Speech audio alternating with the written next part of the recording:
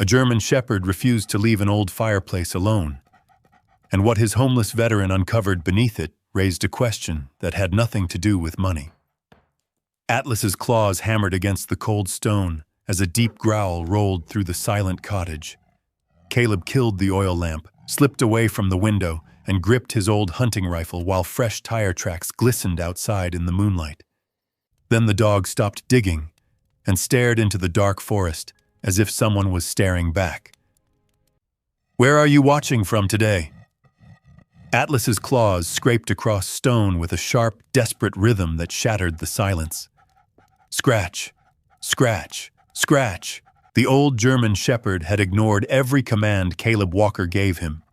His ears stood rigid, his body locked in place before the massive stone fireplace inside the forgotten mountain cottage. His nose stayed pressed against the uneven hearthstones, as though something beneath them was alive. Then Atlas froze. His head snapped toward the dark window overlooking the pine forest. A low growl rolled from deep inside his chest. Not loud, not wild. The kind of warning Caleb had learned never to question. Every muscle in Caleb's body reacted before his mind caught up. He pinched the flame of the oil lamp between two fingers. Darkness swallowed the room. Without thinking, he stepped sideways instead of backward, avoiding the window where anyone outside might expect to see him.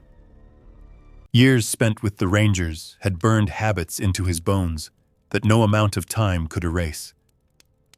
Never silhouette yourself. Never stand where someone expects you. Atlas didn't move. His eyes remained fixed on the trees. Caleb slowed his breathing and listened. Wind. Branches rubbing together. The faint creak of the old porch. Then, nothing. That bothered him more than any noise could have. Silence in the mountains usually meant the forest was alive. Crickets, owls, moving water. This silence felt emptied. Caleb reached for the old hunting rifle leaning beside the door. He checked the chamber by touch rather than sight, eased the bolt forward, and rested one hand on Atlas's shoulder. The dog's muscles trembled beneath his fingers. "Easy, buddy."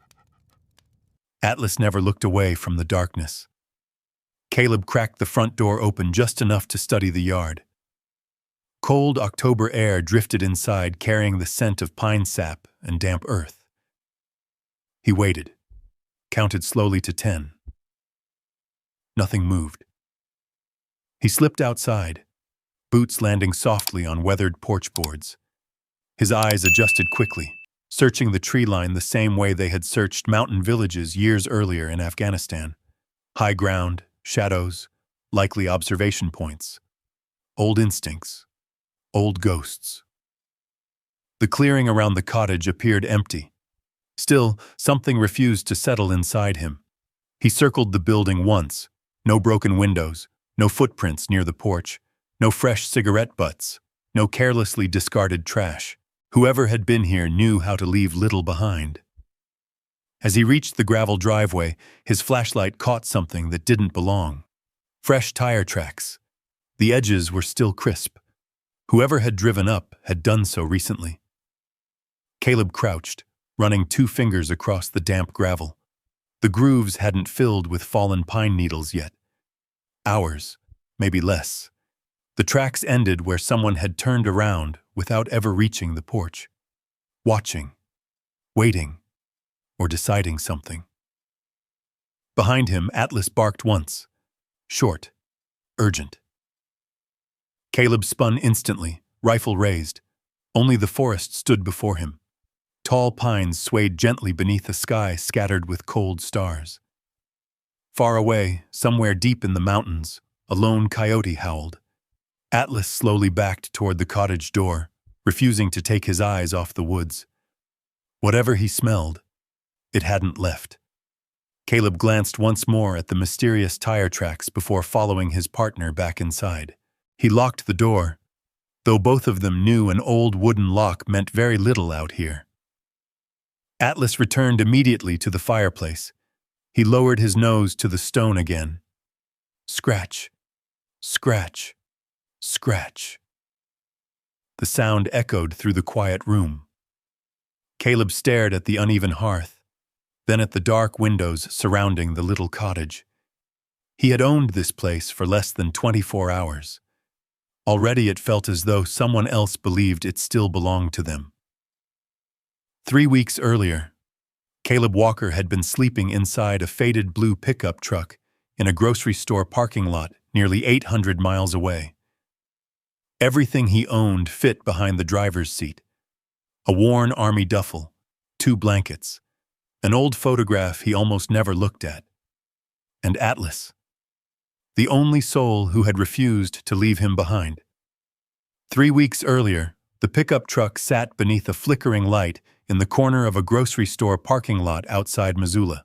Frost covered the windshield, turning the morning sun into a pale blur. Caleb Walker stirred beneath an old military blanket before opening his eyes with the cautious awareness of a man who had spent too many nights sleeping where he didn't belong. Atlas was already awake. The German Shepherd sat upright in the passenger seat, watching the empty parking lot through the windshield. His ears twitched toward every passing engine, every shopping cart rolling across cracked pavement, every distant door slamming shut. Caleb rubbed the scar along his left shoulder before sitting up. The old injury tightened whenever the nights turned cold. "You keep watch all night again?" Atlas answered with a slow wag of his tail. Caleb smiled faintly. "You know that's my job." The dog leaned forward until his forehead rested briefly against Caleb's arm, as if reminding him some jobs were easier shared. Breakfast was simple. Half a can of beef stew warmed over a tiny camp stove behind the truck. Atlas always waited, never touched his own bowl until Caleb had taken the first bite. That habit had started overseas. Nobody had trained him to do it. He simply learned. By mid-morning, Caleb drove toward the scrapyard where he'd picked up temporary work sorting metal. It wasn't steady employment, but it paid enough to buy dog food and gasoline. Most weeks. The foreman waved him toward a stack of twisted steel beams. "Same section today." Caleb nodded without speaking. Words had become expensive over the years. He preferred saving them. Atlas settled beneath the shade of an old loader where every worker knew he would remain until Caleb's shift ended. The morning passed quietly. Forklifts groaned, chains rattled, metal crashed into dumpsters. Normal sounds, manageable sounds. Then someone dropped a heavy steel pipe from the second level. The sharp clang exploded across the yard. Before anyone else reacted, Caleb was already on the ground. One knee down, one shoulder behind a rusted engine block, eyes scanning rooftops, searching windows, looking for the source of contact. His breathing shortened, his hands clenched into fists. The scrapyard disappeared. For one unbearable heartbeat, he was back in Afghanistan. Dust filled the air. Someone screamed over the radio. A medic shouted for smoke. Another ranger yelled, "Move! Move!" Then silence. A hand touched his shoulder. "Caleb?" The foreman's voice sounded far away. "It's over." Caleb blinked. The scrapyard slowly returned. Forklifts, steel, cold Montana sky. Workers stared without saying anything. Some looked embarrassed. Others looked afraid. Caleb stood slowly, brushing dirt from his jeans. "I'm good." Nobody answered. He already knew what came next. The foreman removed his hard hat and sighed. "I know you don't mean any harm." Caleb looked down. "But the insurance company already warned us after last month." "I understand. I wish I could keep you." "So do I." The conversation lasted less than a minute. By noon, Caleb's final paycheck rested inside his jacket pocket. Atlas met him halfway across the yard. The dog didn't need words. One look at Caleb's face was enough. He walked beside him without pulling on the leash, without looking back. They drove for hours with no destination. Mountains rolled past the windows. Golden aspens shimmered beneath clear skies. The road kept going. So did they. That evening they parked beside a quiet river. Caleb skipped dinner. Atlas nudged the unopened can of stew toward him. "I'm not hungry." Atlas nudged it again. "You always were stubborn." Eventually Caleb opened the can. The dog waited until Caleb swallowed the first spoonful before touching his own food. The sun disappeared behind the mountains.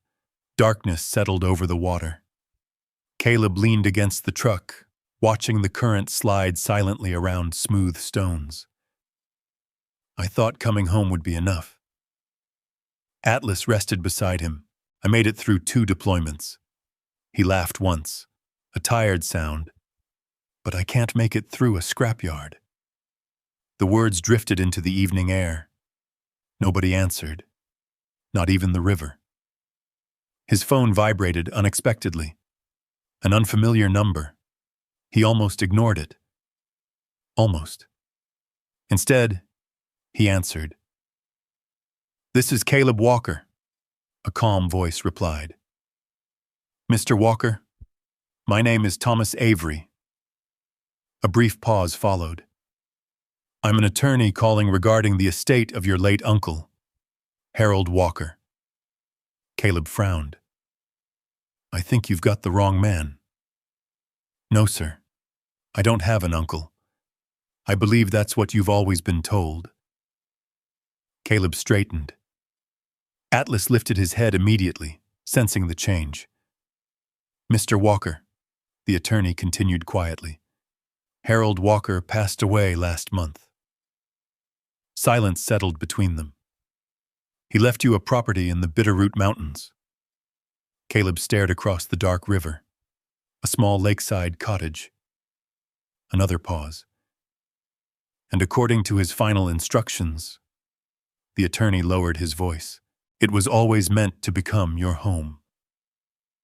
Caleb looked across the dark river without speaking. The current moved quietly beneath the bridge, carrying fallen leaves downstream, as though time itself refused to stop for anyone. "There must be some mistake." "There isn't. I never knew a Harold Walker. That doesn't change the contents of his will." Atlas stood and rested his chin on Caleb's knee. The attorney continued. "Your uncle owned a small lakeside cottage in the Bitterroot Mountains. The property, the surrounding acreage, and everything inside now belong to you." Caleb let out a slow breath. "I don't have the money for property taxes. They've already been paid." "For how long?" "Several years." That answer lingered. Who paid taxes years into the future? The attorney gave him an address, a meeting time, and one final sentence. "Mr. Walker, your uncle left very specific instructions." "What instructions?" "He wanted you to arrive with your dog." Caleb's eyes drifted toward Atlas. "My dog?" His will mentions Atlas by name. The line went silent. For the first time in years, Caleb felt something stronger than exhaustion. Confusion. 2 mornings later, the pickup truck climbed a winding mountain road lined with towering lodgepole pines. Snow still clung to the higher ridges, though autumn painted the lower forests with brilliant gold and crimson. Atlas rode quietly beside him. The farther they drove, the weaker the cell signal became. By afternoon, civilization had disappeared behind endless forest. Finally, the gravel road ended. The cottage stood alone beside a clear mountain lake that reflected the pale blue sky like polished glass. It wasn't large, just a single-story log home with a broad stone chimney, a weathered porch, and smoke stains above the fireplace vent that hinted at decades of winters. The roof needed work. Several porch rails leaned slightly. The white paint had long surrendered to mountain weather. Still, the place didn't feel abandoned. Attorney Thomas Avery waited beside an aging pickup near the mailbox. He shook Caleb's hand with quiet respect. I'm sorry we meet under these circumstances. Caleb nodded. I wish I could remember him. Perhaps you will. The attorney handed him a heavy brass key. He spoke about this day often. Caleb frowned. He knew I'd come? He believed you eventually would. Thomas reached into his briefcase and produced a sealed envelope. This stays unopened. When do I read it? When the house tells you. Caleb almost smiled. The house? Those were his exact words. Before leaving, Thomas looked toward Atlas. The old dog's amber eyes never left the cottage. Your uncle also said something else. What? If Atlas refuses to leave a room. Thomas hesitated. Pay attention. The truck disappeared down the gravel road, leaving Caleb and Atlas alone. Wind whispered through the pine branches. Small waves brushed gently against the rocky shoreline. No traffic, no sirens, no shouting. Only mountains. Caleb unlocked the front door. The hinges creaked softly. Inside. He stopped. The cottage smelled faintly of cedar, old books, and wood smoke. Not mildew, not decay. Someone had cared for this place. Split firewood stood neatly stacked beside the stone fireplace. A cast-iron kettle rested on the stove as though someone planned to make coffee tomorrow morning. A wool blanket lay folded perfectly across a leather chair. An old wall clock ticked steadily. Tick, tick, tick. It hadn't stopped. Caleb slowly walked through the kitchen. Every cabinet was organized. Every tool hung exactly where it belonged. The windows had been cleaned recently enough that sunlight poured through without dust floating in the air. He opened the pantry. Canning jars lined handmade shelves. Most were empty. A few still held dried beans and preserved peaches. Expiration dates written neatly in black marker ended only a few months earlier. Someone had maintained everything until the very end. Atlas ignored every room. He moved with purpose. Kitchen, living room, back hallway. Then he stopped before the massive stone fireplace. His nose traced every inch of the hearth. He sniffed the mortar, the iron grate, the stone floor. His breathing slowed. Then he sat, watching, waiting. What is it, buddy? Atlas didn't answer. He simply stared. Caleb crouched beside him and studied the hearth. The stones looked ordinary enough, except one near the center appeared smoother than the others. Not newer, simply touched more often. He reached toward it. Atlas gently placed one paw across Caleb's wrist, not pulling, not pushing, just stopping him. Caleb looked into the dog's eyes. You don't want me touching it. Atlas slowly lowered his paw. Outside, the wind rose suddenly. The back door gave a soft thump against its frame. Caleb's head snapped toward the sound. Without thinking, he moved. 3 quick steps. Pause. Listen. Another 3. He approached the hallway, using angles that had once kept men alive. The back door remained locked. Nothing outside except swaying pines. He stood there for several seconds before realizing his own breathing had accelerated. He exhaled.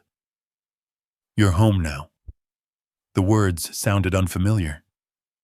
That evening, he built a small fire using the stacked oak beside the hearth. Atlas never wandered far. Even while Caleb unpacked the few belongings he owned, the old German shepherd kept glancing back toward the fireplace. The flames flickered across the uneven stone. Somewhere deep within the chimney, old timber settled with a hollow knock. Atlas immediately stood. His ears rose. His eyes fixed once more on the hearth, as if he had been waiting all day for the house to speak. Atlas remained perfectly still. The fire crackled. A log shifted, sending a shower of tiny sparks dancing behind the iron grate. Nothing else happened. After nearly a minute, the old German shepherd relaxed just enough to lie down again, though his eyes never left the stone hearth. Caleb glanced at the unopened envelope the attorney had left on the kitchen table. "When the house tells you." He almost laughed. Whoever Harold Walker had been, the old man certainly knew how to leave behind mysteries. The first night passed in fragments instead of sleep. Around 2 in the morning, the wind slammed a loose shutter against the side of the cottage. The sharp bang echoed through the bedroom. Before his eyes even opened, Caleb was moving. His feet touched the floor silently. His hand reached instinctively toward the rifle leaning against the wall. Atlas was already standing. Neither of them barked. Neither of them rushed. The dog watched the hallway while Caleb cleared each room exactly the way he'd done years ago. Slow corners, quick glances through doorways, never exposing more than necessary. Kitchen, clear. Living room, clear. Back entrance, locked. Only after checking every window did Caleb realize where he was. Not Kandahar. Not Helmand. Montana. His breathing slowed. Outside, snowflakes drifted lazily beneath the porch light. The mountains had no enemies waiting behind those trees. Only memories. Atlas brushed against Caleb's leg before returning to the fireplace. The gesture said enough. "You're safe." At sunrise, pale golden light spilled across the frozen lake. Mist floated over the water like thin smoke rising from invisible fires. Caleb carried 2 buckets to the old hand pump beside the cottage. The water came out clear and painfully cold. As he filled the second bucket, he noticed fresh deer tracks crossing the shoreline. Nothing unusual. Then another set. Boot prints. Only 3 impressions remained where frost hadn't completely hardened. Large, heavy tread. Someone had walked near the cottage recently. Not yesterday. Maybe within the last week. The prints disappeared into rocky ground before he could follow them. Atlas sniffed the area briefly. Then, strangely, ignored the trail completely. Instead, he walked toward the narrow dirt road leading away from the property. He stood there watching, listening, as though expecting someone. By mid-morning, Caleb decided to drive into the nearest town for supplies. The mountain road twisted through forests that seemed untouched by time. After nearly 20 minutes, he reached a tiny community built around a single main street. A grocery store, a diner, a hardware shop, 1 gas station, and a white church with a weathered bell tower. People looked up as Caleb parked. Not unfriendly, simply curious. Small towns noticed strangers. Inside the hardware store, an elderly clerk smiled. "You must be Harold's nephew." Caleb paused. "How did you know?" The old man chuckled. "Only new face we've seen all month." He rang up a box of nails and a lantern. "Harold talked about you." Caleb frowned. "He did?" "Not often." The man placed the receipt inside the bag, but every Veterans Day he'd disappear for a while. "Where did he go?" The clerk shrugged, said he had someone important to check on. Caleb stood silently for a moment. "Did he ever mention where?" "No." The answer felt incomplete. Back outside, a woman loading groceries into an old pickup waved. "You looking for Ruth Bennett?" Caleb looked surprised. "How'd you know that?" She smiled. "Because Harold always said if you ever came home, Ruth would know what to do." Half an hour later, Caleb followed a winding gravel lane to a modest farmhouse overlooking another section of the lake. Smoke drifted from the chimney. A small American flag fluttered gently beside the porch.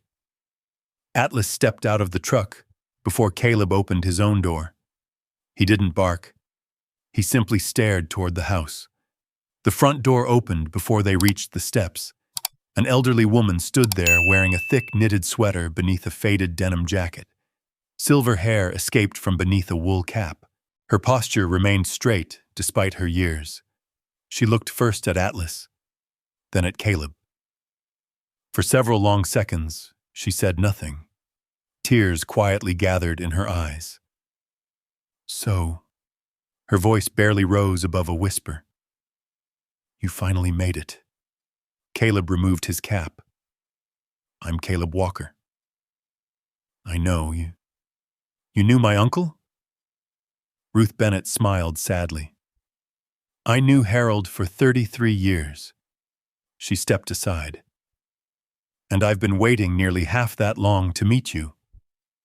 The farmhouse smelled of fresh bread and cinnamon. Photographs covered nearly every wall. Family gatherings, fishing trips, military reunions, county fairs. Harold appeared in many of them, always smiling, always standing near the edge of the group. As Caleb studied the pictures, one frame caught his attention. He stepped closer. His heart skipped. The photograph showed a crowd outside a Veterans Day ceremony nearly 12 years earlier. Near the center stood a younger Caleb in dress blues. He remembered that day.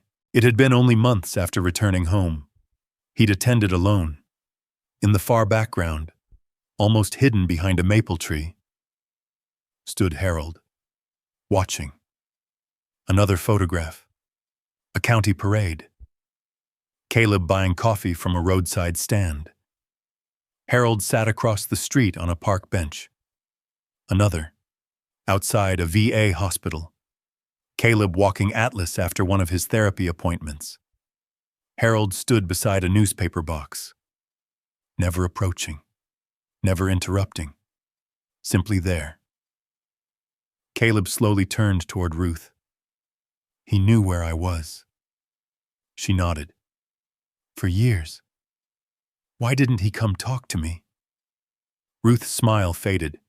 Instead of answering, she walked to an old oak cabinet. From the bottom drawer, she removed a small brass key tied to a faded blue ribbon. She placed it gently into Caleb's hand. Because before you learn why he stayed away, she looked directly into his eyes. You first need to understand the kind of man Harold Walker really was. Caleb closed his fingers around the key. What does it open?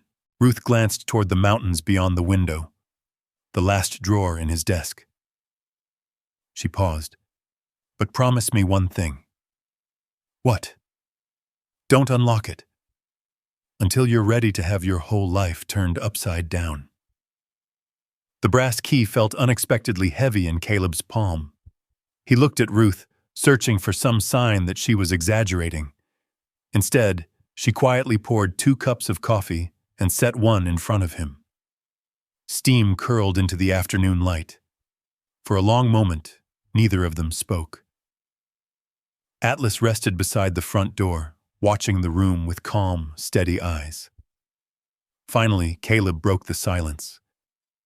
Did Harold ever tell you why he never contacted me? Ruth wrapped both hands around her mug. He wanted to. That's not the same as doing it. No. She looked toward the window overlooking the lake. It isn't. The drive back to the cottage felt longer than before. Clouds had settled over the mountains, muting the bright autumn colors into shades of gray and bronze. Atlas sat quietly in the passenger seat, occasionally glancing toward Caleb as if sensing the storm inside him. When they reached the cottage, Caleb didn't unpack the groceries. He walked straight to the small study. The room overlooked the lake through 2 narrow windows. A weathered oak desk stood against the wall. Everything had been left exactly as Harold had arranged it. Pens aligned neatly, reading glasses folded beside a stack of notebooks, an old brass lamp. Nothing disturbed. Caleb slid open the top drawer. Stationery. Receipts. Fishing licenses dating back years. The second drawer held maps, weather journals, and handwritten maintenance schedules for the cottage. The third drawer wouldn't move. He reached into his pocket. The brass key fit perfectly. For several seconds, he simply stared at the lock. Then he turned it. The drawer slid open with surprising ease. Inside lay 3 leather-bound journals, several thick envelopes tied together with faded blue ribbon, a small wooden box, and dozens of photographs. Caleb picked up the first journal. Across the cover, written in careful handwriting, were only 2 words. For Caleb. He opened to the first page. Not January, not February. No calendar dates. Only one sentence. Today my nephew enlisted. I prayed harder than I have in years. Caleb frowned. He turned another page. The handwriting remained steady. Today they told me his unit deployed. Another. I drove to the base before sunrise. I couldn't bring myself to walk inside. Another. I watched his convoy leave. He never saw me. Caleb's breathing slowed. His fingers tightened around the journal. Page after page, year after year. Harold had written about him. Never about himself. Only Caleb. He turned another page. Today I heard there was contact in his sector. I waited all night for the casualty reports. Thank God his name wasn't there. Caleb closed his eyes. A distant memory surfaced. Afghanistan. Dust hanging in the air. Rotor blades beating overhead. A young corporal laughing only minutes before an explosion. The smell of diesel. Burned earth. Someone shouting his name through static. Atlas quietly walked over and rested his head against Caleb's leg. The flashback dissolved as quickly as it had come. Caleb scratched behind the dog's ears. I'm all right. Atlas didn't move. He stayed there until Caleb's breathing returned to normal. The photographs came next, one after another. Caleb graduating ranger school, a grainy telephoto shot. Someone had been standing across the road. Another. Caleb receiving his bronze star. The camera angle came from the back of the crowd. Another. Outside a Veterans Affairs hospital. Caleb sitting alone on a bench with Atlas as a younger dog stretched across his boots. He remembered that afternoon. It had been one of the worst days after coming home. He had believed no one knew where he was. Someone had. Another photograph stopped him cold. It showed Atlas wearing his service vest during the ceremony where military working dogs officially retired. Harold stood nearly 50 yards away beneath a maple tree, watching, always watching, never stepping forward. Caleb whispered almost to himself, "You were there." The room answered only with the slow ticking of the old clock. He untied the blue ribbon around the envelopes. The first one had never been sealed. Its front read, "To be opened after your first winter home." Another. "After you find peace." Another. "If I don't live long enough to explain." Every envelope remained unopened. Every letter had waited patiently, just like the man who wrote them. Caleb noticed one final photograph lying beneath the stack. It wasn't taken from far away. It was much older. A teenage Caleb sat on the hood of an old pickup truck, laughing beside his father. Standing just behind them was a younger Harold. His hand rested lightly on Caleb's shoulder. Caleb stared at the image. He barely remembered that afternoon. He had been 12. Fishing. His father had said they were meeting an old friend. Not an uncle. Not family. Just an old friend. His throat tightened. How many truths had disappeared simply because no one had spoken them aloud? Outside, evening settled over the lake. The wind stirred the pine branches. Atlas suddenly lifted his head. His ears pointed toward the front window. Not the fireplace this time. The driveway. Caleb quietly stood. The old ranger inside him returned without effort. He stepped away from the window, approaching from the side. No silhouette. No unnecessary movement.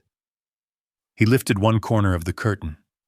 A black SUV sat at the end of the gravel drive. Its engine idled. The headlights remained off. Someone inside was watching the cottage. Before Caleb could make out the driver's face, the SUV slowly reversed, turned around, and disappeared into the trees. Atlas let out one low growl. Caleb looked back at Harold's journals for the first time. He realized whoever had been watching the cottage wasn't interested in him. They were waiting for someone to open what Harold had left behind. Caleb stood motionless behind the curtain until the sound of the SUV disappeared beneath the whisper of the pines. Atlas remained at the window long after the taillights were gone. The old dog's nose lifted slightly, drawing in the cold night air that slipped through the narrow gap in the frame. Whatever scent lingered outside. He memorized it. Caleb quietly checked every lock before returning to the study. For years, caution had kept him alive. Tonight, it returned without invitation. He switched off every unnecessary light. Only the desk lamp remained, casting a warm circle across Harold's journals. The cottage settled around him with the familiar creaks of aging timber. Outside, snow began drifting silently across the clearing. Caleb reached for the bundle of letters tied with the faded blue ribbon. This time, he chose the oldest. The envelope was yellowed around the edges. Across the front, Harold had written only one line. For the day you finally believe you're home. Caleb unfolded the paper carefully. The handwriting was steady. Dear Caleb, you probably don't remember the last time we fished together. You were 12. You caught a trout no bigger than your hand and insisted it was the largest fish in Montana. I laughed so hard your father threatened to throw both of us into the lake. It's one of my favorite memories. If life has been hard on you, don't let it convince you that those days never happened. Someone remembers them. Someone always will. Caleb lowered the page. The fishing trip came back in pieces. The smell of wet pine needles. His father's laughter. A man standing beside the truck. Harold. Not an old friend. Family. He opened another letter. This one had no date. Today I heard your marriage ended. I wanted to drive to your house. I even packed my truck. But grief often makes people close doors before they're ready to open them again. So instead, I prayed you'd someday find your way here. Caleb stared at the words. He had never told anyone outside the family about the divorce. Harold had known anyway. The next letter was shorter. Today Atlas came into your life. I saw the photograph in the veterans' newsletter. He's looking at you the same way good soldiers watch their brothers. Trust him. He'll notice danger before you do. Caleb glanced toward the living room. Atlas lay near the fireplace, eyes half closed. Even resting, one ear remained pointed toward the front door. The old dog opened one eye as Caleb looked at him. His tail tapped the floor once. The next envelope felt heavier. Inside was a newspaper clipping. The headline described a roadside explosion in eastern Afghanistan nearly 15 years earlier. The article listed the names of those injured. Caleb's name appeared halfway down. Folded behind the clipping was another letter. I wanted to visit you in the hospital. The nurses said you weren't seeing visitors. I understood. Sometimes surviving is harder than healing. But I sat in the parking lot anyway. Just in case you changed your mind. You never came outside. I wasn't disappointed. I was simply grateful you were still alive. Caleb swallowed hard. He remembered waking in the military hospital. Pain. Machines. Questions. Faces he didn't recognize. He remembered asking about Sergeant Nolan Pierce. The silence had answered before anyone spoke. For years afterward, every loud metallic bang carried him back to that dusty road. Every 4th of July. Every dropped toolbox. Every slammed dumpster. His body reacted before his mind could remind it the war was over. Atlas rose quietly and crossed the room. Without making a sound, he rested his head across Caleb's knee. Caleb smiled faintly. "You remember those hospitals too, don't you?" Atlas blinked slowly. The German Shepherd had served beside another ranger unit before becoming Caleb's partner. The scars beneath his thick coat told stories neither of them could explain with words. Caleb scratched gently beneath Atlas's collar. The old dog sighed. For the first time that evening, the cottage felt warmer. He untied another bundle. This one contained nearly 20 birthday cards. Every single year, every birthday. None had ever been mailed. The first began simply, "Happy 26th birthday. I hope someone remembered today." Another, "Happy 31st. If no one baked you a cake, know that Ruth baked one anyway. We laughed, imagining how embarrassed you'd be." Another, "Happy 40. You probably think you've been forgotten. You haven't. Not for a single day." Caleb closed his eyes. The room blurred. All those birthdays. The empty apartments. The motel rooms. The nights sleeping inside the pickup. He had believed the silence meant nobody cared. Instead, someone had been counting every year with him. The fire cracked loudly. Caleb's shoulders jerked before he could stop them. His hand instinctively reached for a weapon that wasn't there. Atlas immediately pressed against him until the trembling eased. Neither of them moved for several moments. When Caleb finally opened his eyes again, Atlas was still watching him. Patient. Steady. Like he had done 100 nights before. Caleb whispered into the quiet room. "I should have found him sooner." A gentle knock interrupted the silence. 3 soft knocks. Exactly 3. Atlas lifted his head. No growl, no warning. Only quiet recognition. Caleb opened the door. Ruth Bennett stood outside holding a warm casserole wrapped in a thick towel. "I figured you forgot to eat." He almost smiled. "I guess I did." She noticed the scattered letters across the desk behind him. "So," she asked softly, "you've started meeting the real Harold?" Caleb looked back at the birthday cards. His voice barely rose above a whisper. "I spent 20 years believing nobody was waiting for me." Ruth's eyes filled with tears. "Oh, Caleb," she said gently. "He spent those same 20 years waiting for you." Atlas quietly walked back to the fireplace. He sniffed the lowest hearthstone once, then looked at Caleb. Not urgently. Not yet. Almost as if he understood. There was still one secret Harold wanted them to discover before the house was ready to give up the next one. Ruth stayed only long enough to make sure Caleb ate. Before leaving, she stood beside the old stone fireplace, her fingertips brushing lightly across the weathered mantel. "I've lived in these mountains most of my life," she said quietly. "Harold built this fireplace himself." Caleb looked up. "By himself?" She nodded. "Every stone."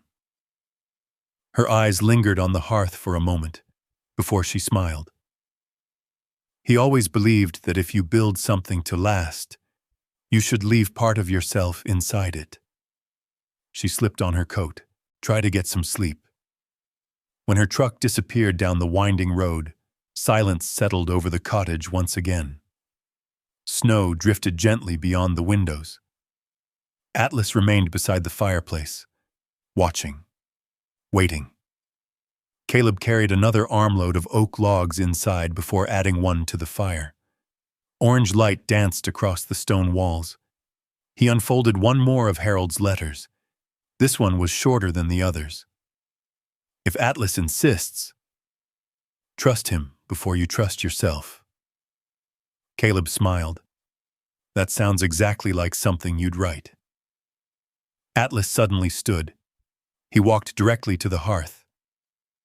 Scratch, scratch, scratch.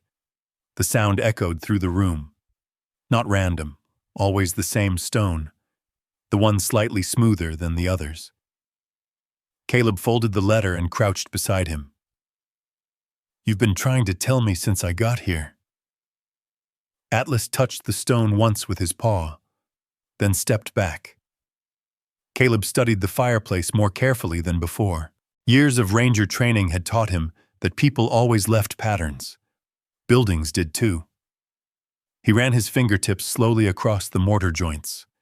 Every gap looked nearly identical, except one. A narrow seam curved differently around the center stone, too precise to be accidental. He fetched a flashlight from the kitchen.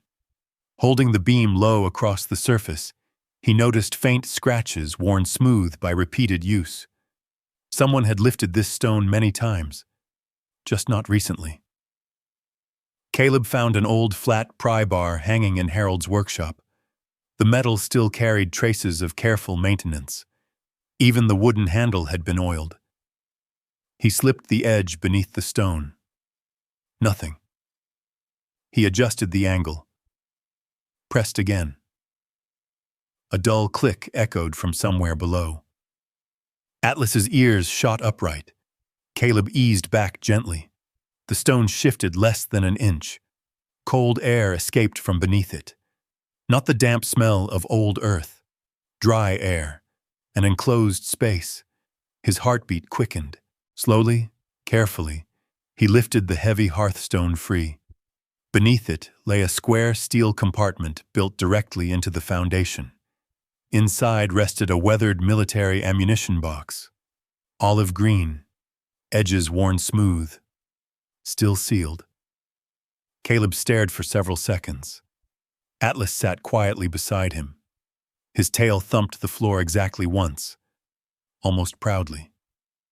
"You knew." The dog blinked.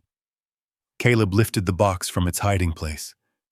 It weighed far more than he expected. Not impossibly heavy, but substantial.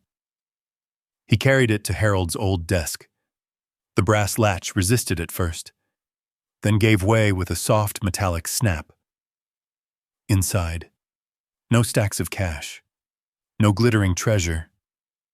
Instead, perfectly organized folders, investment statements, stock certificates, government bonds, property records, bank documents, everything arranged with military precision. Caleb frowned. He picked up the most recent account statement. His eyes moved across the numbers once, then again. He thought he'd read them wrong. He reached for his glasses, looked again. The balance remained the same. Several $1,000,000. He leaned back in stunned silence. Harold. The old cottage creaked softly around him. The man who had lived in patched flannel shirts, who drove a 20-year-old pickup, who repaired his own roof, had quietly built a fortune. Caleb laughed once, not because anything was funny, because his mind refused to accept it. Atlas rested beside the chair, watching him without moving. Then Caleb noticed something else. Resting neatly on top of every financial document, one single envelope. Unlike the others, this one had been sealed with dark red wax. Across the front, Harold had written 6 careful words. "Read this before anything else." Caleb broke the seal. Inside was only one page. "Dear Caleb, if you've opened this box, then Atlas has done exactly what I hoped he would. Before you look at numbers, promises, or property, understand this. None of these things are your inheritance. They're only tools. If money becomes the first thing you remember about me, then I have failed. There is something far more valuable than everything inside this box. Atlas already knows where to find it. Trust him. Always. Harold." Caleb lowered the letter. He looked at the millions of dollars spread across the desk, then back at Atlas. "You mean..." The German shepherd stood before Caleb finished speaking. He walked toward the back door, stopped, looked over his shoulder. waited. Exactly the way military working dogs paused before leading their handlers toward an objective. Caleb had seen that look before. Afghanistan. Atlas hadn't served with him then, but he'd seen other dogs do it countless times. Target identified. Follow me. The old ranger instinct returned. He reached automatically for his flashlight, his heavy field jacket, the hunting rifle. He slipped extra shells into his pocket. Atlas waited patiently by the door until Caleb was ready. Outside, the first snowflakes drifted beneath a pale moon. The mountains stretched into darkness. Atlas stepped off the porch, paused only long enough to make sure Caleb was behind him. Then, without hesitation, he disappeared into the silent forest, toward the secret Harold believed was worth more than millions. Atlas. Caleb's voice barely rose above a whisper. The old German shepherd paused just beyond the tree line, turning his head long enough to make sure Caleb followed before continuing up the narrow game trail. The moon cast pale silver across the fresh snow, making every fallen branch stand out against the forest floor. Caleb clicked off his flashlight. His eyes had already adjusted. Light helped you see. Darkness helped you avoid being seen. Old habits refused to retire. Atlas moved steadily, never rushing. Every few yards he stopped, lifted his nose into the cold air, then continued. Not wandering, tracking. The trail climbed above the lake where granite outcroppings overlooked the valley below. Wind swept through the pines with a low, endless sigh. Caleb noticed something unusual. Atlas wasn't following deer. The dog ignored fresh elk tracks crossing the path, ignored rabbit scent, ignored everything except one invisible trail only he seemed able to detect. After nearly half a mile, Atlas froze. His tail stiffened, his ears angled forward. Caleb immediately dropped into a crouch behind a fallen log. He scanned left, then right. High ground, deadfall, open approaches. No movement, no voices, only the sound of wind. Atlas took 2 cautious steps forward, then suddenly lunged sideways. His shoulder slammed into Caleb's leg with surprising force. What? A sharp metallic snap exploded where Caleb had been standing. A steel cable whipped upward between 2 trees, the snare tightened around empty air. Had Atlas not shoved him away, the cable would have caught Caleb around the ankle, possibly breaking it before suspending him upside down. Caleb stared at the trap. Good boy. His voice came out almost breathless. He examined the mechanism without touching it. Fresh steel, no rust. The anchor stakes had been driven recently. This wasn't an old hunting trap forgotten by time. Someone had placed it here. Recently. Atlas growled toward the darkness beyond the trail. Caleb slowly backed away. We're leaving.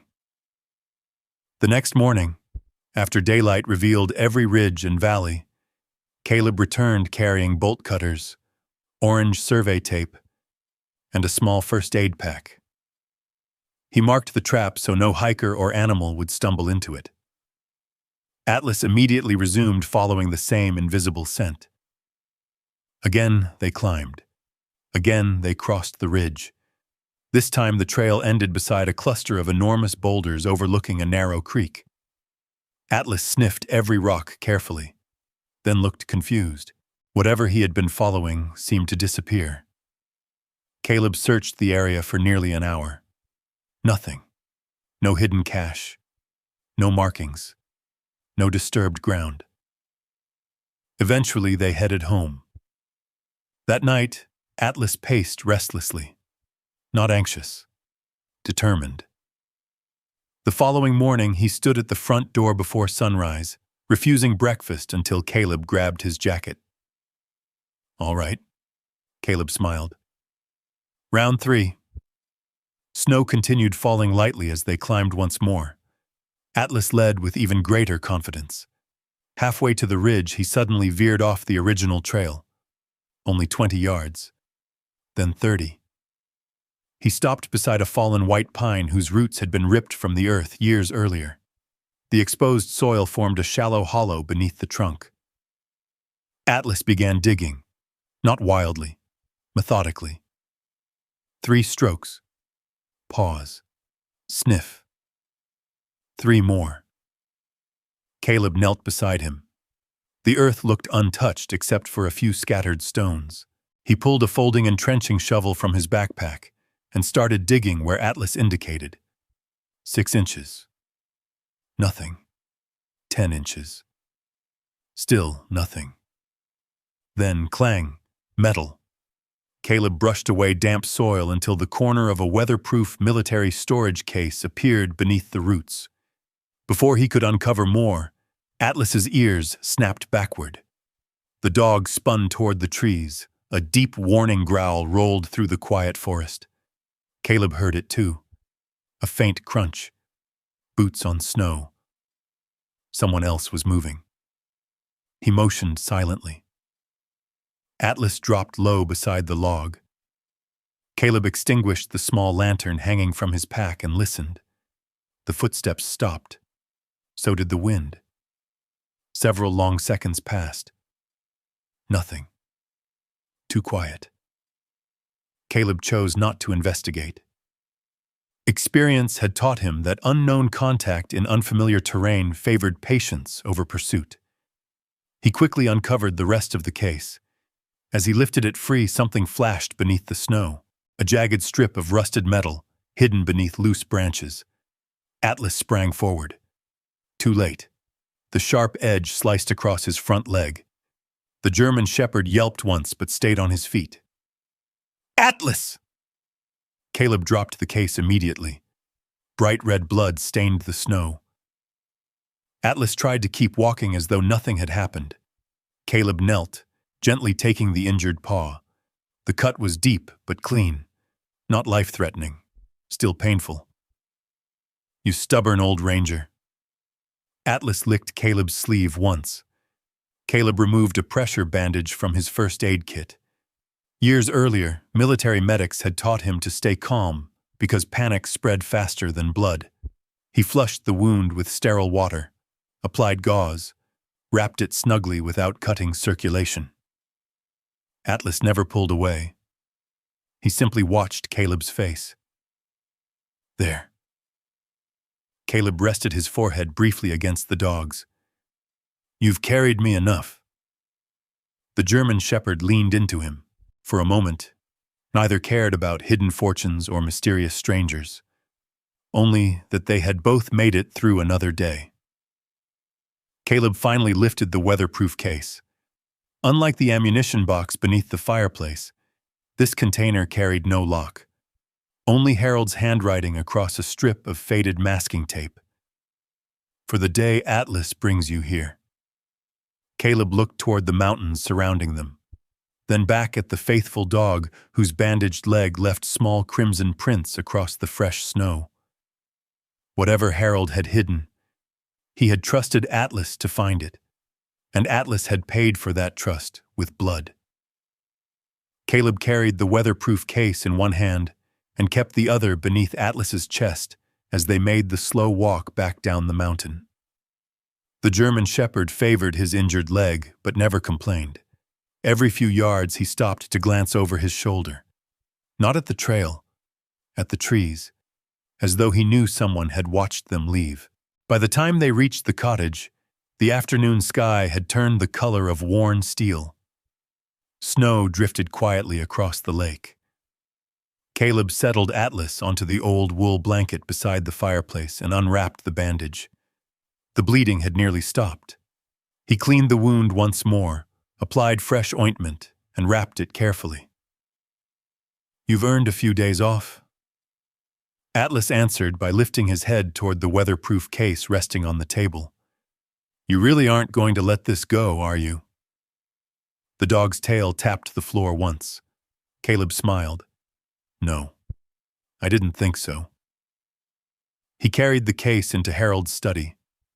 Unlike the ammunition box beneath the fireplace, this container held no money, no stock certificates, no bonds.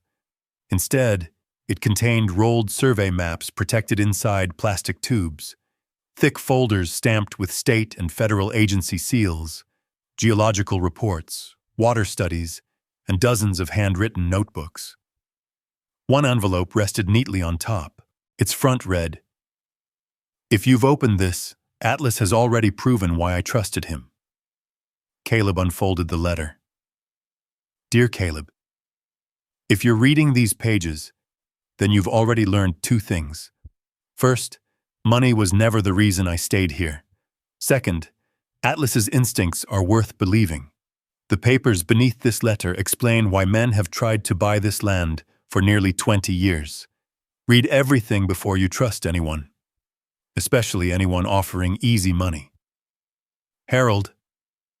Caleb set the letter aside and unrolled the largest map across the desk. Blue lines spread beneath the property like veins beneath skin. Small circles marked springs. Arrows showed underground flow. One section had been outlined repeatedly in red pencil. Protected aquifer. He frowned. The term sounded familiar. Another folder contained reports from hydrogeologists. He skimmed the first pages, then slowed, then read every word. The aquifer beneath Harold's land stretched for miles beneath the Bitterroot Valley. It fed wells serving ranches, schools, churches, and several small mountain communities. The water had filtered naturally through ancient layers of rock for thousands of years. One report estimated that contamination from large-scale excavation could permanently damage the system. Caleb leaned back. So that's what this is.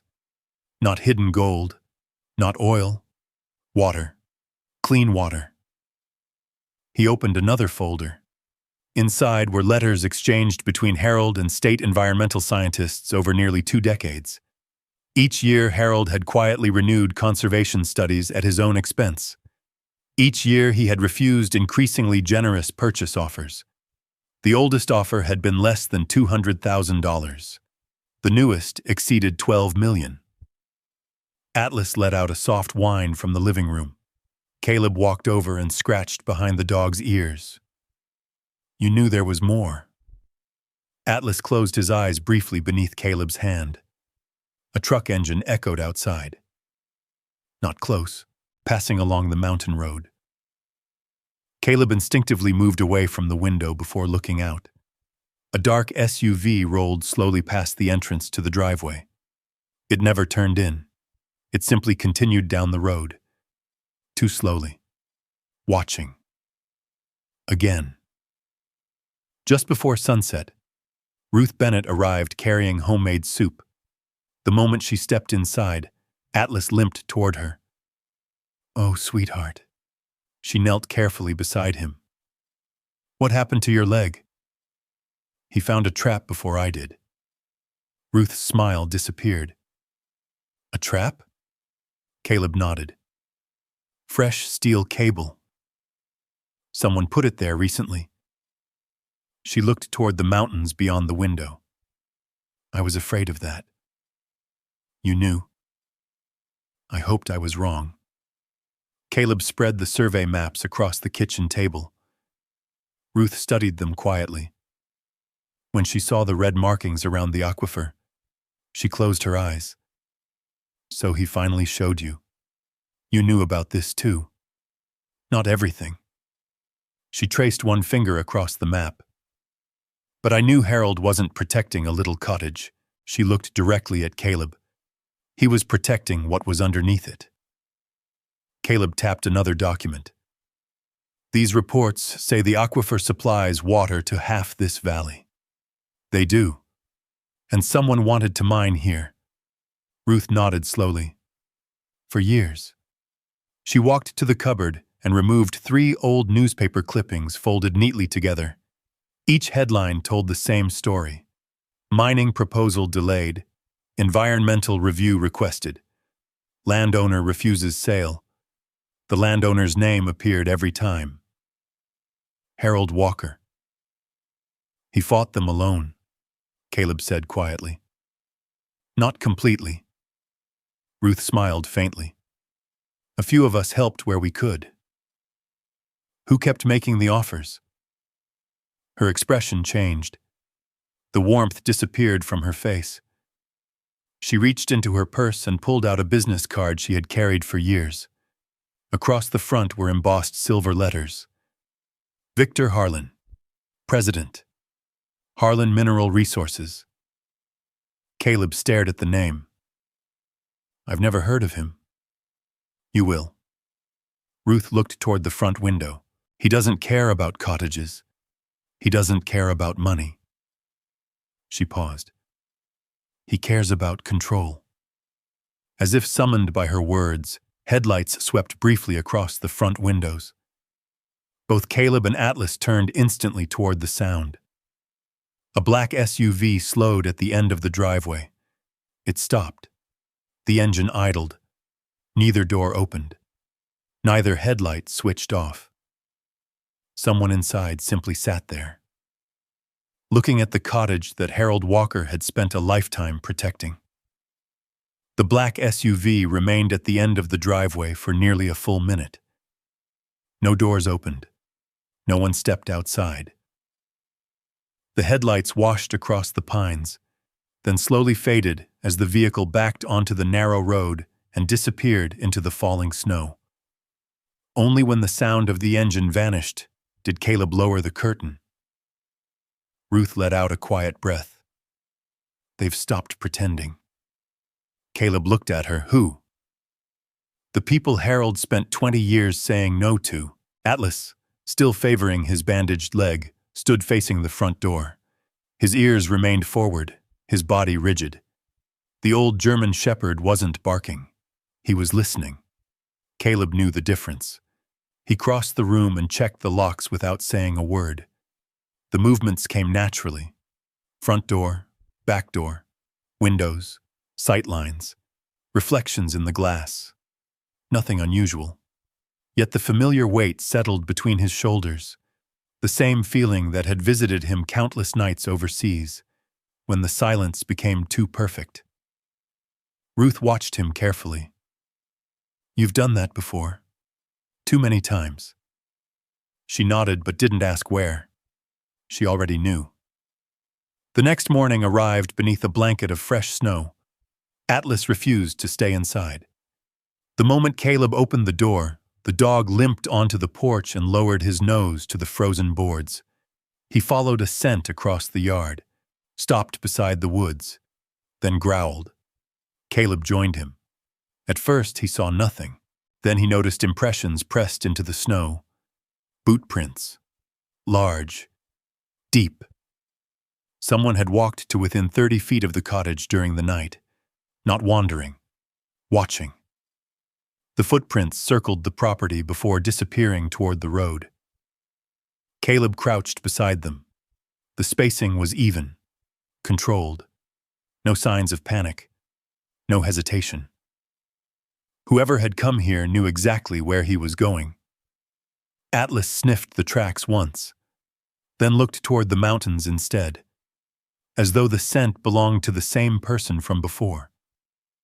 Back inside, Caleb spread Harold's maps across the dining table. The more he read, the more one thing became obvious. This wasn't simply a dispute over land.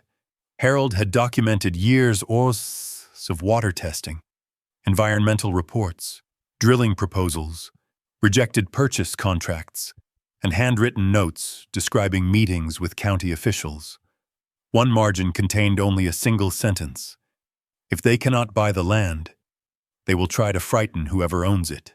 A knock echoed through the cottage. 3 firm knocks. Atlas barked once, not in alarm, in warning. Caleb opened the door just enough to see outside. A man in a tailored charcoal coat stood calmly on the porch despite the cold. Snow rested lightly on his shoulders. He offered a polite smile. Mr. Walker? Who's asking? My name is Victor Harlan. The name landed like a stone.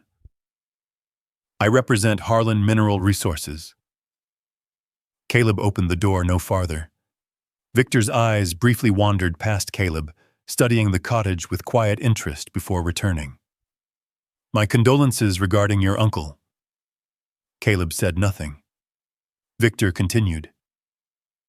"Harold and I had spirited disagreements over the years. I've read about some of them. I'm sure you have." He removed a leather folder from beneath his arm. "I won't waste your time." He held it out. "Our company would like to purchase your property." Caleb didn't reach for it. Victor smiled faintly. "The offer is generous. I already have a roof. This is about more than a roof. It usually is." For the first time, Victor's smile tightened. "The cottage needs repairs. Winters here are unforgiving. The nearest hospital is almost an hour away." His tone remained calm, measured. "As a veteran, you've already sacrificed enough." Caleb looked directly into his eyes. "You've rehearsed this speech." Victor didn't deny it. He simply opened the folder himself. The number printed across the page would have changed almost anyone's life. Enough to buy a ranch. Enough to retire comfortably. Enough to erase every debt Caleb had ever carried. For one brief moment, memories surfaced. Cold nights in the pickup. Counting dollars for gasoline. Wondering whether Atlas would have enough food before he did. Victor noticed the hesitation. It would solve many problems. It might. It would. Behind Caleb, Atlas let out a low growl. Victor glanced toward the dog. A fine animal. He is. It would be nice to see him spend his remaining years somewhere warmer. Caleb slowly closed the folder. "My uncle refused to sell. He was sentimental." "No." Caleb handed the folder back. He was informed. Victor studied him for a long second. "I was hoping this would be simpler." "So was I." The businessman slipped the folder beneath his arm. "Think about it. I already have." Victor stepped off the porch, then stopped halfway to his SUV. Without turning around, he spoke quietly. "There are people who see a piece of land." A pause. "And there are people who recognize opportunity." He climbed into the vehicle and drove away. Atlas continued staring after the disappearing SUV, long after it vanished beyond the trees. That evening, snow fell harder. The cottage settled into silence once again. Caleb had just placed another log onto the fire when Atlas's head lifted sharply. The dog didn't bark. He sprinted toward the back door. Caleb followed. The rear window stood open. Only 3 inches. He was certain he had locked it. Cold air poured into the kitchen. Atlas charged outside despite his injured leg. "Atlas!" Caleb grabbed the flashlight and ran after him. Fresh footprints cut across the snow toward the woods. The intruder couldn't have been more than seconds ahead. Atlas disappeared between the pines. A muffled shout echoed through the darkness. Then came the sharp sound of wood striking flesh. Atlas yelped. The cry tore through the quiet mountain night. Caleb abandoned the trail instantly. He no longer cared who had broken into the cottage. He cared only about reaching the one companion who had never once abandoned him. When he found Atlas beneath the trees, the old German shepherd was struggling to stand. A bruise was already swelling beneath his ribs where someone had struck him with a heavy branch while escaping. Caleb knelt beside him. "You stayed with me through every nightmare." His voice trembled for the first time. "I'm staying with you now." The footprints disappeared into the storm. Caleb never chased them. He lifted Atlas carefully into his arms and carried him home. The intruder escaped. But the choice Caleb made in that frozen forest told him something Harold had understood long before. Some things are worth more than catching the enemy. Some are worth protecting instead. The storm lasted through the night. Snow gathered against the porch steps until they disappeared beneath a white blanket.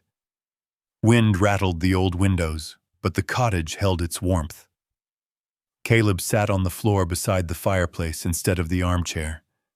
Atlas slept on the wool blanket, his breathing slow and steady. Every hour Caleb checked the bruise along the dog's ribs. No swelling, no labored breathing.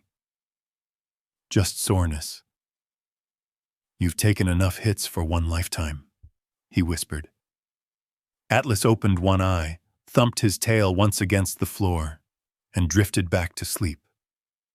By sunrise, the mountain was silent. Caleb stepped outside with a mug of coffee and studied the fresh snow. The intruder's tracks had vanished beneath the storm. Nature had erased every sign. But not every clue. The back window had been forced with a thin pre-bar. The intruder had searched only one room, Harold's study. Nothing else had been touched. Not the kitchen, not the bedroom, not the gun cabinet.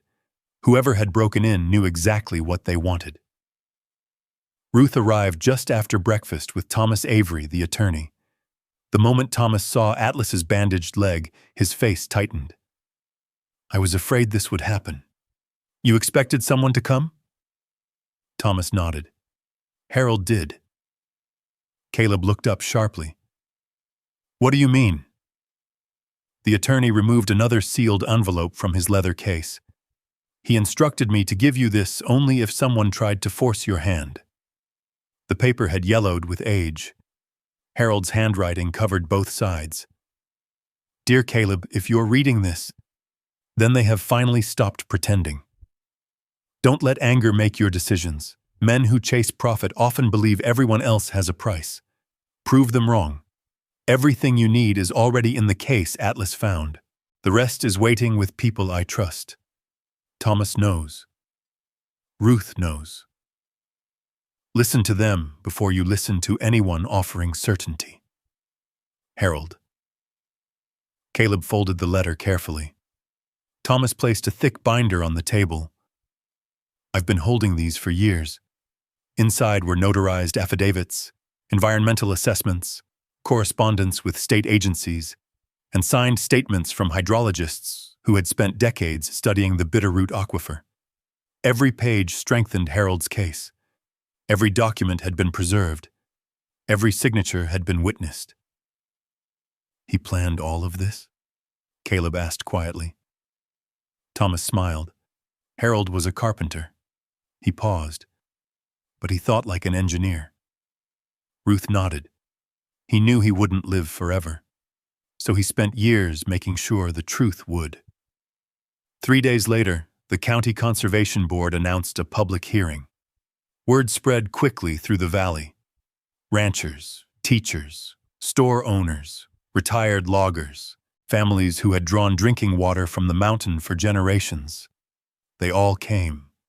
Outside the courthouse, television cameras stood beside pickup trucks coated with road salt. Victor Harlan stepped from a black SUV wearing the same charcoal coat. His expression remained calm, confident. He caught Caleb's eye and walked over. "You still have time." Caleb said nothing. Victor lowered his voice. "Once this hearing begins, neither of us walks away exactly as we arrived. I already walked away once." Victor frowned. "From what?" "The idea that everything important can be bought." The businessman studied him for a long second, before turning toward the courthouse. Inside, the meeting room filled beyond capacity. Atlas lay quietly beneath Caleb's chair. His injured leg remained wrapped, but his eyes never left the room. One by one, consultants hired by Harlan Mineral Resources presented charts promising jobs, investment, and economic growth. Then Thomas Avery stood. He introduced decades of environmental studies. Hydrologists explained how the underground aquifer supplied clean water throughout the valley. Maps Harold had hidden beneath the mountain appeared on the large screen. Murmurs spread through the audience. Many had never known the water beneath their own homes was connected. Finally, Caleb's name was called. He walked to the podium carrying only one thing: Harold's worn journal. He looked across the crowded room. "I'm not a scientist." His voice remained steady. "I'm not a politician." He rested one hand on the journal. "I spent most of my adult life following orders." He glanced toward Atlas. One lesson never changed. The room fell silent. "You protect the people who can't protect themselves." He opened the journal to one marked page. "My uncle believed this mountain wasn't his." Caleb looked toward the audience. "He believed it belonged to every child who would drink this water long after we're gone." He closed the journal. "I've seen places destroyed because someone decided tomorrow mattered less than today." No one interrupted. "I won't help make that mistake here." Silence lingered after he stepped away. Even Victor Harlan remained motionless. The board recessed for nearly an hour. Snow drifted outside the courthouse windows. Atlas rested his head against Caleb's boot. When the members finally returned, the chairman unfolded a single sheet of paper. After reviewing the evidence presented, he paused. "The conservation easement is approved." A wave of quiet relief swept through the room. Several ranchers removed their hats. An elderly woman wiped away tears. Ruth closed her eyes and smiled. Thomas quietly exhaled. Victor Harlan gathered his papers without a word. As he passed Caleb, he stopped briefly. "Your uncle chose well." Then he walked out into the falling snow. Later that evening, Caleb and Atlas returned to the cottage. The mountain looked exactly as it had the day they arrived. The lake, the pines, the old chimney. Nothing had changed, yet everything had. Caleb rested one hand on the stone fireplace. "I think we finished his mission." Atlas slowly rose despite his sore ribs. He walked to the front porch and looked out across the silent valley Harold had protected for so many years. For the first time since arriving at the forgotten cottage, neither of them felt like they were guarding someone else's legacy. It had become their own. Winter settled gently over the Bitterroot Mountains. Snow softened the sharp edges of the rocky shoreline, and the frozen lake reflected the pale morning sky like polished glass. Smoke curled steadily from the cottage chimney, rising into the cold air exactly as it had for decades. Only now someone was finally home. Atlas's ribs healed slowly. The scar along his front leg remained, a thin silver line beneath his thick coat. On some mornings he still favored the leg during the first few steps, but the limp disappeared once he reached the porch. Caleb watched him every time. "You don't have to prove anything anymore." Atlas answered by carrying another split log toward the woodshed. Some habits never changed. The legal paperwork took months. Harold's investments transferred into Caleb's name. The conservation easement became permanent. The mining company quietly withdrew every remaining appeal. Victor Harlan never returned to the mountain. One afternoon, Thomas Avery arrived with the final documents.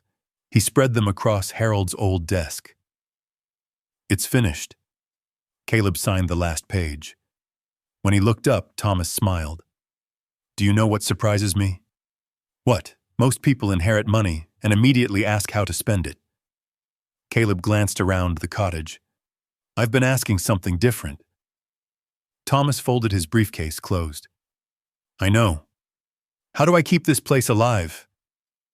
The attorney nodded. "Exactly." Spring arrived almost overnight. Snow melted into clear streams that fed the lake Harold had spent his life protecting. Wildflowers appeared beneath the pines. The porch received fresh boards. The roof was repaired. The peeling paint disappeared beneath warm cedar stain. Yet inside, very little changed. Harold's leather chair remained beside the fireplace. His journals stayed on the bookshelf. The stone hearth still held the place where Atlas had first uncovered the hidden box. Caleb wanted visitors to know they weren't entering a museum. They were entering someone's life. Months later, a small wooden sign appeared beside the gravel driveway. Walker Mountain Haven Veterans Welcome. No fees, no questions. Inside the cottage, one bedroom became a quiet place for former service members struggling to find solid ground again. Another room held shelves filled with books, maps, fishing gear, and journals. The old workshop became a space where veterans repaired furniture, carved walking sticks, and rediscovered the comfort of working with their hands. Caleb used Harold's fortune carefully. Part funded the Conservation Trust, part supported local volunteer firefighters. The rest established scholarships and emergency housing grants for homeless veterans throughout western Montana. Every decision reflected something Harold had written years before. Money is only useful after it begins helping someone else. Atlas quickly became the unofficial welcome committee. Whenever a truck rolled into the driveway, he walked out first. Never rushing, never barking. Simply approaching with calm confidence until nervous strangers smiled despite themselves. One rainy afternoon, an aging Marine named Frank arrived carrying everything he owned inside 2 duffel bags. He hesitated beside his truck. "I don't know if I belong here." Before Caleb could answer, Atlas walked over and gently rested his head against the man's hand. Frank's shoulders trembled. "I haven't touched a dog since I came home." Caleb smiled softly. Looks like Atlas already made the decision. Several weeks later, Frank laughed for the first time in years while repairing a broken fence beside the lake. Others followed.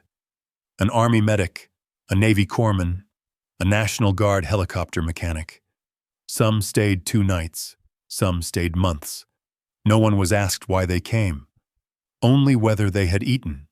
One quiet evening, Ruth sat with Caleb on the rebuilt porch. The sun dipped behind the mountains, painting the lake with shades of gold and copper. Atlas slept between them. "I've been thinking about Harold," Caleb said. "So have I. I used to believe he left me a fortune." Ruth smiled. "And now?" "He left me time." She looked at him. "Time to rebuild." He nodded. "Time to help people." A breeze carried the scent of pine across the water, and time to stop fighting battles that already ended. Ruth reached into her coat pocket. "I almost forgot." She handed him a small envelope. No return address. Caleb recognized the handwriting immediately. Harold's. He carefully unfolded the single sheet inside. "Dear Caleb, if this letter reaches you, then I was right. Not about the land, not about the money. About you. I hoped life would eventually remind you that being a soldier was never the most important part of who you were. Your greatest mission would begin after the uniform came off. If the cottage is full of laughter again, if someone who felt forgotten walks through that front door and leaves believing tomorrow is possible, then we've both done our jobs. Take care of Atlas. He'll pretend he doesn't need it. Love, Harold." Caleb folded the letter with steady hands. He looked toward the fireplace where everything had begun. Not with hidden wealth, not with mystery, but with a faithful dog scratching at a single stone. The following autumn, a weathered bus stopped at the end of the gravel road. A young veteran stepped off carrying a worn backpack. He stood uncertainly beside the sign, looking at the cottage as though expecting someone to tell him he had the wrong place. Before Caleb could take a step, Atlas was already walking down the driveway. Older now, a little slower, but just as steady. The German shepherd stopped in front of the young man and quietly leaned against his leg. The veteran knelt, wrapping one arm around Atlas's neck. He closed his eyes. For several seconds, neither of them moved. Caleb walked the rest of the way and picked up the backpack. He smiled. "You don't have to carry everything by yourself anymore." Together, they walked toward the cottage. Behind them, The mountains stood silent. The lake shimmered beneath the afternoon sun. The same water Harold had protected. The same home Atlas had found. The same promise Caleb had chosen to keep. And as the front door closed gently behind them, the old cottage no longer seemed forgotten. It had become exactly what Harold Walker dreamed it could be, a place where no one had to fight alone. If this story reminded you that even the smallest act of kindness can change someone's life, leave a simple one in the comments. I'd love to know how many people believe loyalty and love are still the greatest treasures anyone can leave behind. And if you've ever had a dog who stood by you through life's hardest days, leave a paw in the comments. I'll be reading every one of them. If you enjoyed this story, please subscribe and turn on notifications so you won't miss our next heartfelt journey. There are many more unforgettable stories waiting just around the corner. Until next time, take care of yourself. And never forget that sometimes the greatest family is the one that finds us when we need it most.